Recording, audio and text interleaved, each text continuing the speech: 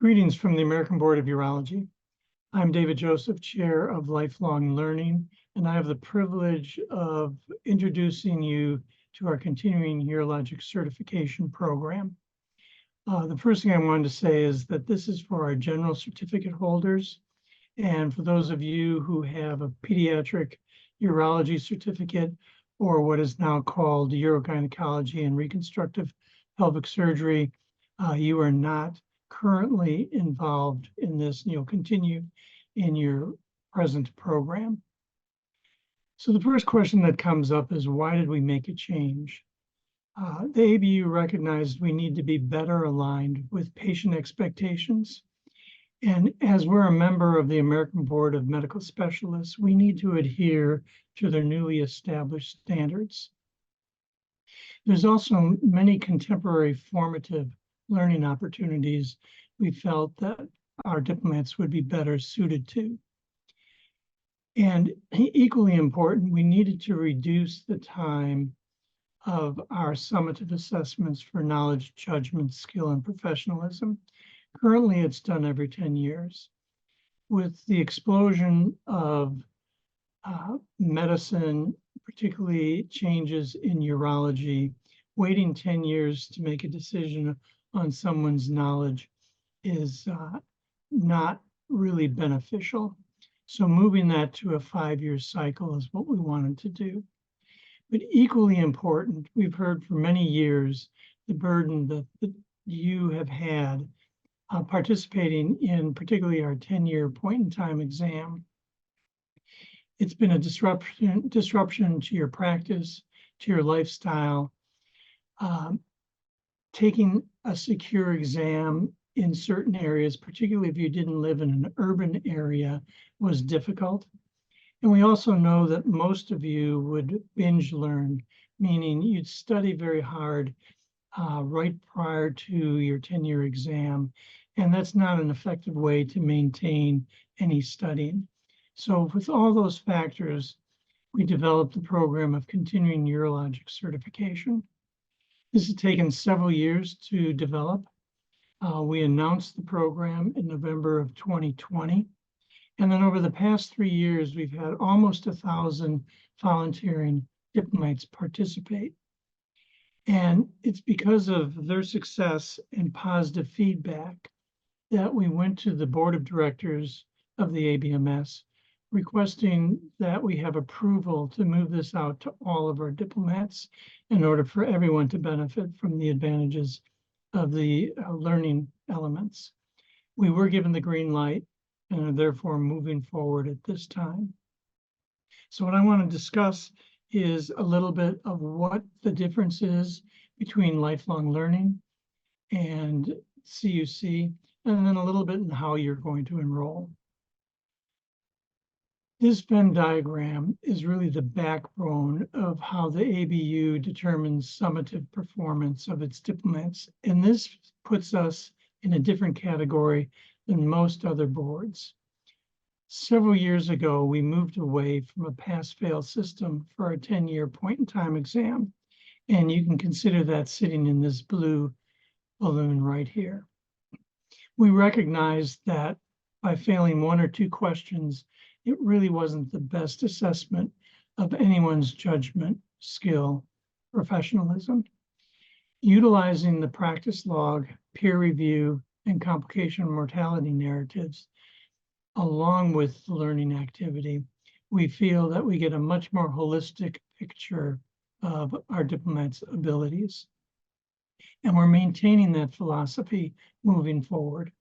So what I'm going to talk about most is how we've removed the 10-year exam and implanted our learning activity. We're going to continue with the philosophy of a module format. This has not changed. You're going to select the module you feel best fits your practice. And the ABU does recognize that there's no module that fits anyone's practice perfectly.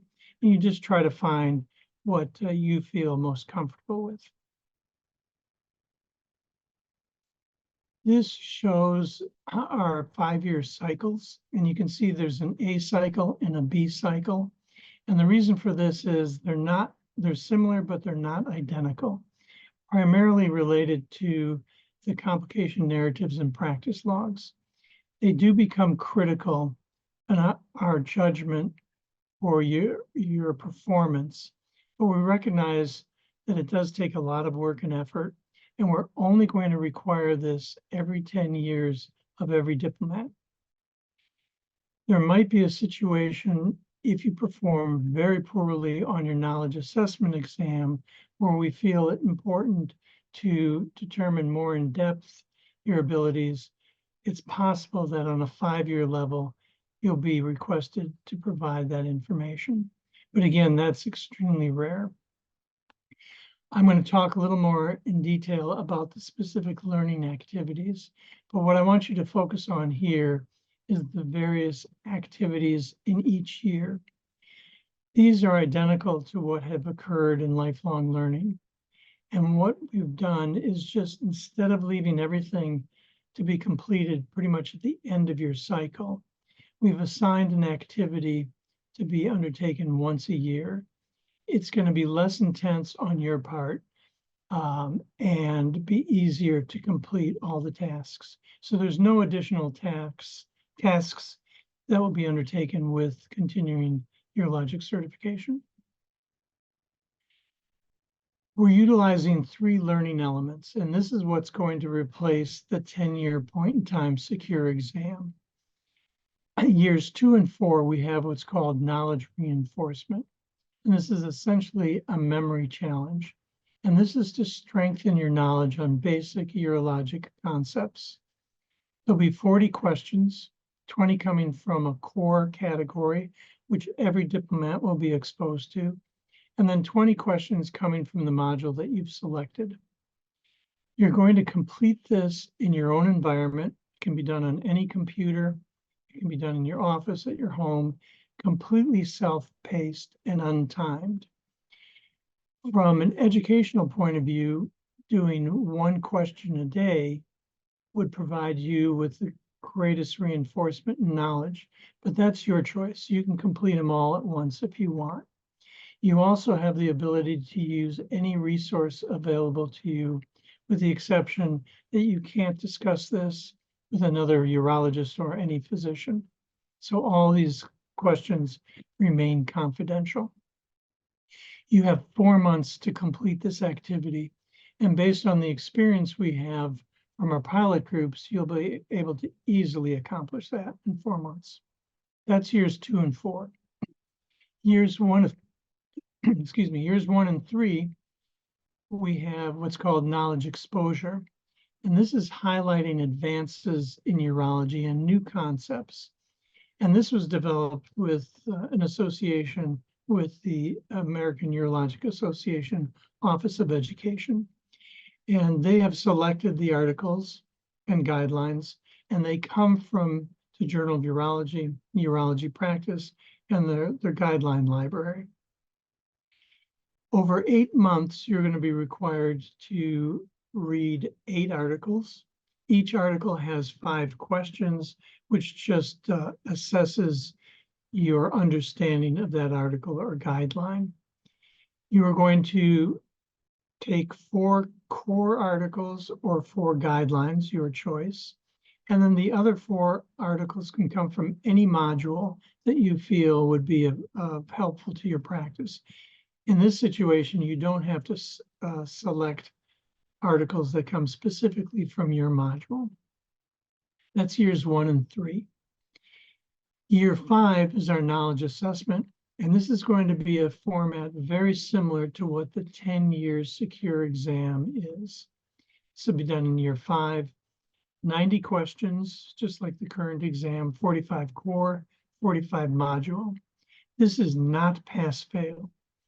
It's to identify your gap, and if we see that you have gaps in knowledge that are below our threshold, we will then assign individual CME remediation activities from 1 to 3, depending on your performance. Now, there is a potential, and we think based on our pilot group that most of you will hit this potential to opt out of the knowledge assessment. If you perform well on the knowledge exposure and knowledge reinforcement, you have that option. For the knowledge exposure, we want you to maintain percentage of 80% correct. And that's primarily because individuals can select CME credit. The AUA has worked through a program to provide that CME credit. It is at a nominal increase fee, but many have found it beneficial. In order to receive that credit, though, you need 80% correct. For the knowledge reinforcement, we found that if you have a raw score averaged on those two exams above 65%, you're well above our knowledge threshold. And with that, we feel comfortable that you would not have to proceed with the knowledge assessment unless you felt that it would be beneficial.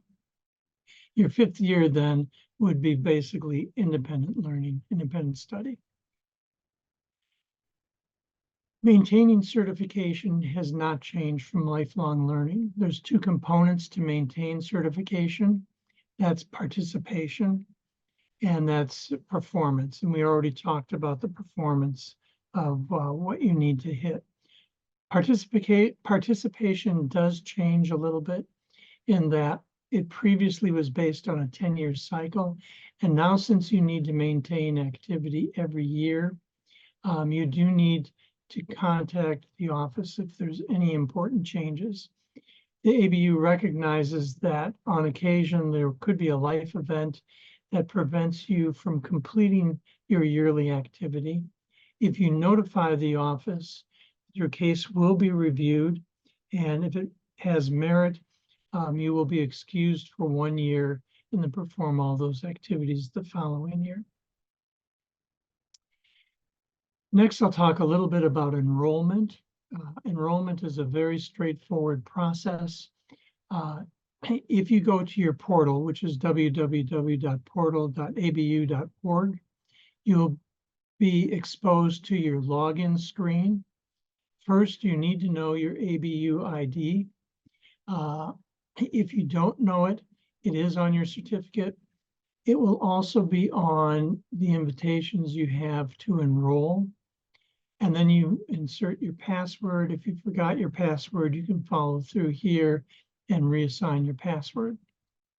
Once you sign in, you're going to hit the next screen, which is an attestation that you're now entering continuing urologic certification. And it's critical that you update your demographic information, particularly your home address and any current email address that you have. It's also important, particularly for individuals at the large institutions or work centers that may have a central server, that you put abu.org on a preferred list. Some diplomats have mentioned that their ABU emails have not gotten through to them. Most importantly, you are your best resource for information, meaning that if you get in the habit, and we really recommend you do this quarterly, go to your portal, you'll see exactly what activities you need to do, what you've completed, and you can even begin to look at what you're going to need to do the next year. So once you hit confirm, you're going to be taken to the next screen, which is the final screen. And this is going to welcome you into certification. And it's going to tell you what year you're entered into. Again, there's two cycles, A and B, and they're given years. The office staff has worked very hard to try to prevent duplications and give you every benefit of the activities you previously performed. For example, if you've just taken your knowledge assessment exam in a secure environment and you've advanced your certificate for 8, 9, 10 years, you will start at the point which provides you the greatest amount of time before you'll see the knowledge assessment again.